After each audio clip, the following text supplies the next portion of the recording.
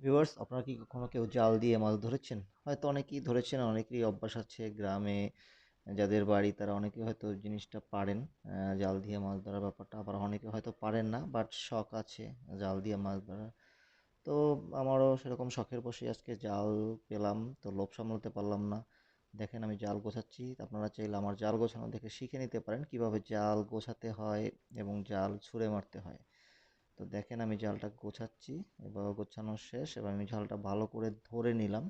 তো এবার পুকুর পাড়ে গেলাম জালটা মারার উদ্দেশ্য। তো একটা পজিশন দেখে নিচ্ছি যে কোথায় মারবো। তো আমি আমার হাতের বাঁ দিকে একটা পজিশন দেখে জালটাকে ছুঁড়ে মারলাম, জালটা ভালোই মেললো। তো দেখি কি মাছ ওঠে। কিন্তু একটা ব্যাপার হলো, পুকুরটা আসলে অনেকক্ষণ ধরে মাছ ধরতে ছিল অনেকেই, তো পানি ঘোলা হয়ে যাওয়ায় মাছ পাওয়া যাচ্ছিল না। খুব একটা বড় মাছ নেইও। দেখি আমার ভাগ্যে কি আছে। জালটা তুলতেছি। তো আপনারা কাকে পুকুর দিয়ে এভাবে জাল মেরে মাছ ধরেছেন আমাকে কিন্তু কমেন্টে অবশ্যই জানাবেন। তো দেখতে থাকুন আমি কি মাছ পেলাম।